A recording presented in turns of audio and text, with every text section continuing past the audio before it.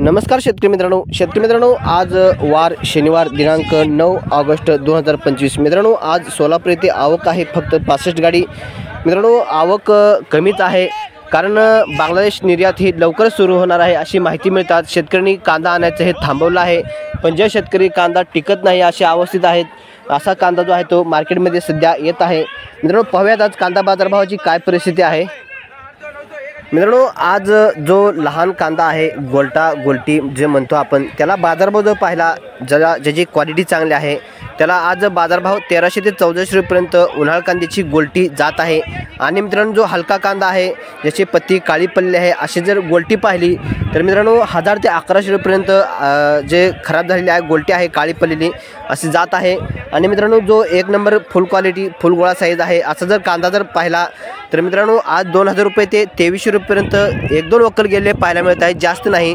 पण मित्रांनो, आज जो हलका कांदा आहे, मोठा आहे आणि पत्ती काळी पडली आहे असा कांदा सध्या बाजारात जास्त पाहायला मिळतोय। आज मित्रांनो, मागील 2 दिवसापासून निर्यात सुरू होणार अशी माहिती मिळताच बाजारभावामध्ये 2 ते 3 रुपयाने सुधारणा पाहायला मिळते। मित्रांनो, खरंच ही निर्यात सुरू होणार का?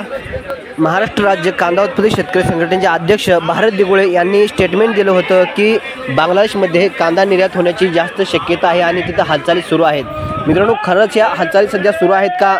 होय मित्रांनो, आहेत, पण जे सध्या सरकार आहे त्या आयात करण्यासाठी पुढाकार घेते, पण जे विरोधी पार्टी आहे, जे कम्युनिस्ट पार्टी आहे, ते म्हणत आहे की आपला स्थानिकचा कांदा आणखीन आहे, तो कांदा संपल्याशिवाय आयात करायची नाही, त्यासाठी ते विरोध करत आहे।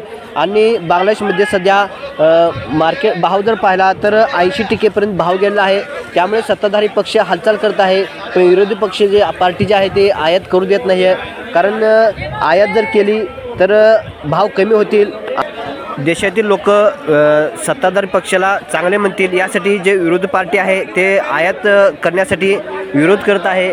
पण मित्रांनो, सध्या तिथं कांद्याला बाजारभाव जर पाहिला तर 80% पोहोचलेला आहे आणि आपल्या भारतीय रुपयानुसार 50 ते 55 रुपये एवढा बाजारभाव झालेला आहे।